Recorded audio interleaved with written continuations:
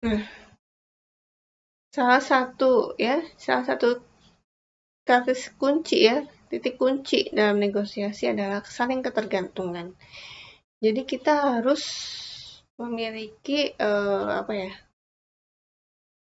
Memiliki keyakinan bahwa saya pasti menang, saya pasti menang dalam negosiasi ini.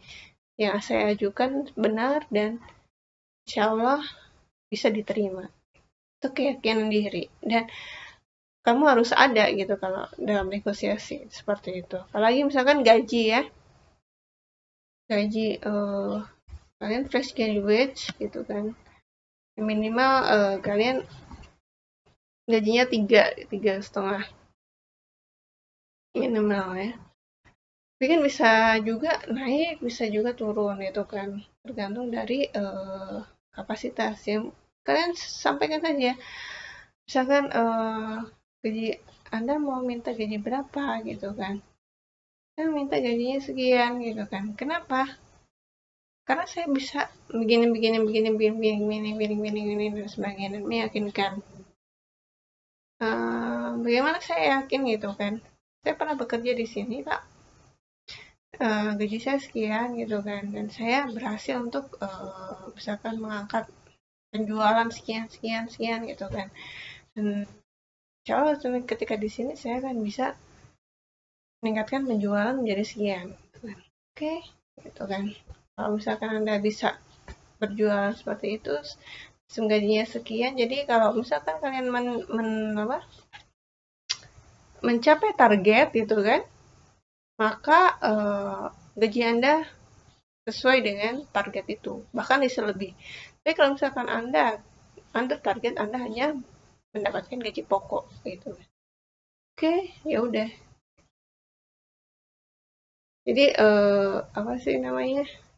Posisikan diri bahwa pihak lawan itu bergantung sama kita. Nah, ini jenis saling ketergantungan ya. Kemudian hambatannya ya, berpikir dan bersikap konfrontasi. Jadi jangan terlalu frontal ya, jangan terlalu apa ya, kontra gitu ya. Misalkan uh, Anda negosiasi harga, misalkan harganya misalkan 14.000 ya, 14.000. Terus Anda tahu bahwa itu modalnya 10.000 gitu kan. Tapi kan Anda kan juga punya apa sih namanya? Apa ya? Hmm, ongkos ya kan, mempertimbangkan ongkos, mempertimbangkan apa sih namanya? Biaya biaya muat dan bongkar barangnya berapa gitu kan.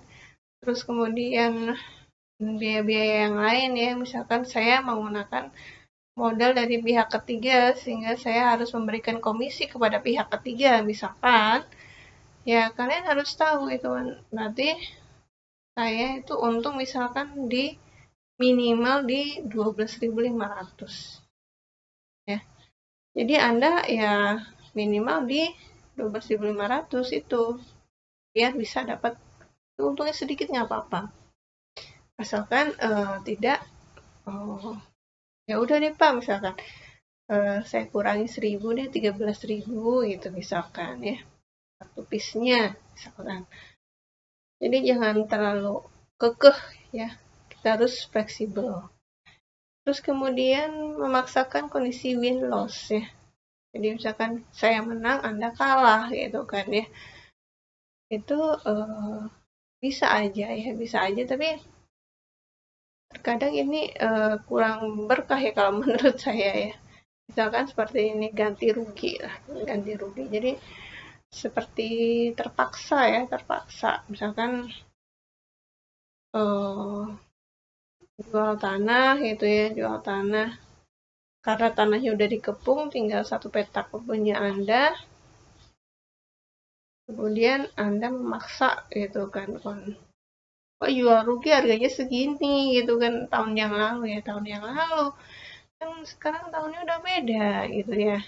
Ya Anda harus mempertimbangkan kenaikan harga juga dan sebagainya agar tercipta win-win solution, jadi sama-sama enak.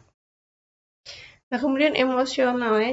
Jadi kalau orang sudah emosi itu pikirannya hilang kemana-mana ya.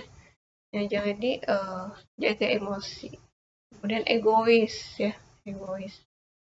Kalian harus misalkan kalian dalam satu tim ya, kalian juga harus mendengarkan pendapat tim yang lain. Jangan egois bahwa saya leader di sini, ya Anda harus ikut saya gitu kan. Jangan seperti itu, karena kalau untuk menang ya, kita bekerja dalam tim, kita harus bisa bekerja dalam tim, menerima masukan tim dan kemaslahatan untuk tim. Terus kemudian merendahkan dan menyalahkan solusi lawan. Jadi misalkan itu misalkan kita tender ada beberapa orang gitu ya, kita menjatuhkan salah satu dari mereka gitu ya, jangan sama seperti itu, karena kita harus bisa menjaga martabat diri ya, martabat diri, menjaga agar diri kita itu Anda orangnya, perusahaan Anda bonafit, jadi jangan merendahkan diri ya.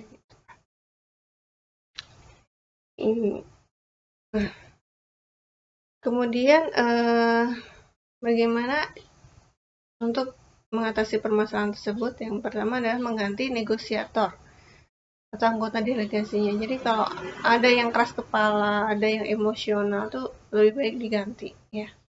Terus atau enggak time break ya, time break. Misalkan mereka kekeh misalkan ya, Anda kekeh di angka 13.000 misalkan, terus mereka kekeh di angka 12.000 gitu kan, nggak mau naik turun gitu kan, ya udah baik Pak, nanti saya akan negosiasi bertanya dulu kepada pimpinan, jika oke, nanti akan saya beritahukan kembali, misalkan seperti itu. Terus kemudian mengubah tempat negosiasi ya, misalkan ya, jadi terkadang itu negosiasi itu tidak harus di ruang resmi, nggak harus di ruang resmi, bisa di kedai kopi ya, kedai kopi, kafe gitu kan, sambil ngopi, sambil rehat gitu. Gimana ini? Wah, cincin lah gitu kan, harganya berapa? Sekian, oke lah. Nggak usah presentasi yang panjang-panjang, ya cukup seperti itu ya, oke lah gitu ya. Itu bisa. Terus kemudian menyepakati hal-hal yang telah sepakat ya, kita harus berkomitmen. Terus mencari kesamaan pada perbedaan yang ada. Jadi misalkan ada pagu harga, ini Pak rincian harganya ini gitu kan, terus perbedaannya yang mana gitu kan, misalkan saya perbedaannya di sini gitu kan, bisa nggak dihilangkan gitu kan, biar bisa mengurangi cost gitu kan. Bisa, misalkan seperti itu, ya udah. Jadi mencari celah, jangan mencari perbedaan ya, mencari celah persamaan dan cari yang bisa disepakati bersama. Terus kemudian menawarkan negosiasi non formal yang tadi itu ya. Jadi misalkan dari warung enggak, di ruang rapat, misalkan ruang rapat, kemudian kalian nanti kita ngopi aja gitu ya dan sebagainya.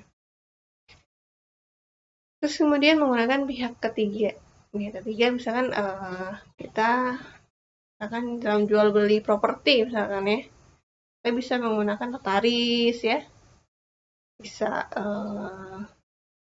pakai broker dan sebagainya. Nah, itu.